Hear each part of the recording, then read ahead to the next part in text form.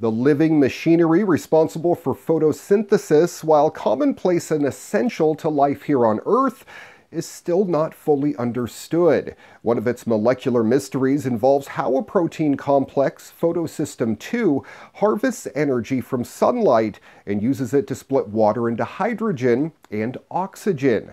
This process generates the oxygen in the air that we all breathe. The new X-ray methods at the Department of Energy's SLAC National Accelerator Laboratory have captured the highest resolution room temperature images of this protein complex, which allows scientists to closely watch how water is split during photosynthesis at the temperature at which it occurs naturally. The research team took diffraction images using the bright, fast pulses of X-rays at SLAC's X-ray free electron laser. Previously, the resting state of photosystem II had been seen in detail using samples that were frozen. In this latest study, however, the researchers were able to see two key steps in photosynthetic water splitting under conditions as it occurs in nature. It's a big step to decoding how the process works in detail. A damage-free room temperature study means there are fewer artifacts in the images, and this gives a clearer picture of how photosystem II works in nature. In future studies using the same technique, the researchers hope to capture more images at different steps of the process, which will allow them to further refine the details of the water splitting reaction and could help advance hydrogen technology well into the future. Adidas manufactures more than 300 million products a year. From shoes to jerseys to hats, most of that sportswear is made of polymers like thermoplastic or polyurethane. Some of those plastics are recyclable, but even those require fossil fuels to create. For us, that's a huge liability, says James Carnes, Adidas's global creative director, so they've started looking into whether they could achieve a neutral effect on the environment. That search led Adidas to AmSilk, a German company that produces a synthetic spider silk that it calls BioSteel. Unlike the plastics typically used in shoes, BioSteel is biodegradable. It's also got incredible tensile strength, which is good for a pair of kicks. Now the first fruits of Adidas's and AmSilk's collaboration are public, and this is what it looks like. The Adidas Futurecraft BioFabric, a biodegradable running shoe, just a prototype for now, but Adidas hopes to have a commercial product ready by next year. Unlike the recently launched Adidas X Parlay shoe, which has an upper made from recycled ocean plastic, the Futurecraft BioFabric looks a lot like a modern athletic shoe. The open-knit upper has a golden sheen, and it connects to Adidas's trademark Boost sole. Carnes says the shoe is 15% lighter than one made from traditional polymers, and credits the weight savings to the BioSteel textile. AmSilk creates the BioSteel by fermenting genetically modified bacteria. That process creates a powder substrate which they then spin into BioSteel. Along with the actual fabric that makes up most of the Futurecraft BioFabric, AmSilk has created an enzyme. This solution lets shoe owners dissolve their kicks at home in the sink after about 2 years of high-impact wear.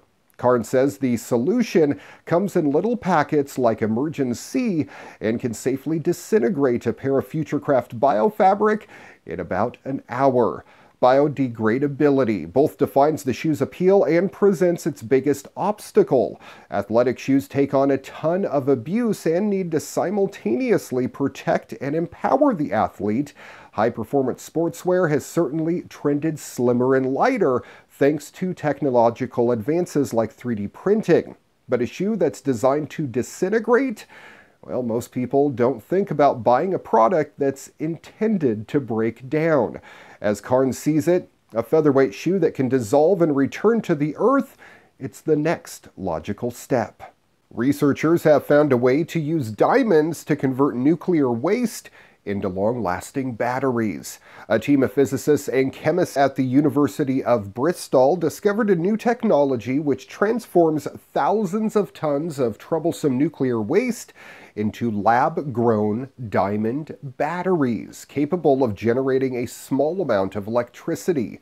The diamond batteries, like the precious gems they are, well, could last essentially forever, ushering in what researchers are calling the diamond age of battery power. The technology developed by the University of Bristol team uses man-made diamonds formed from nuclear waste, plus a small amount of radioactive waste to create a low-current battery durable enough to outlast human civilization. While traditional batteries require wires and coils, the diamond-based batteries need only to be placed near a radioactive source in order to begin generating small electrical currents. The lack of moving parts makes the battery far more durable than its conventional counterparts. Additionally, the diamond batteries could help dispose of nuclear waste in a safe, permanent way, while resulting in usable energy that does not produce greenhouse gas emissions or require supplemental fuel. And finally, in this week's What The, police found and arrested a New York man in an air vent after he allegedly attempted to break into a local pizzeria.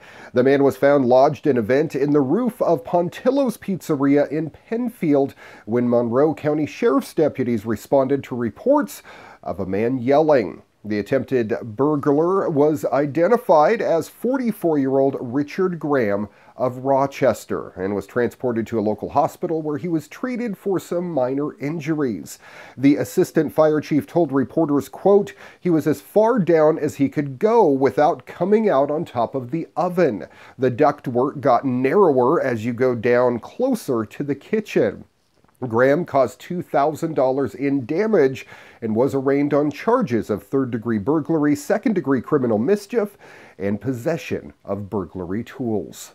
Thank you for watching your weekly tech update. If you have a story you think I should feature on the program, shoot me an email, djraymcneil@gmail.com. Till next time, I'm Ray McNeil. Good night, world.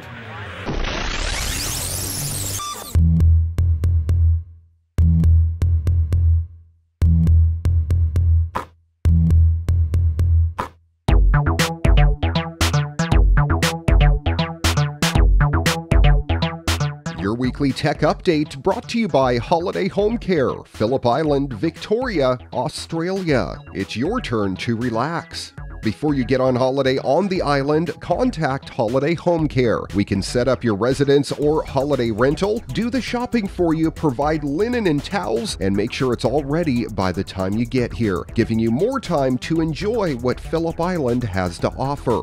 For more information, visit holidayhomecarepi.com or email holidayhomecarepi@gmail.com.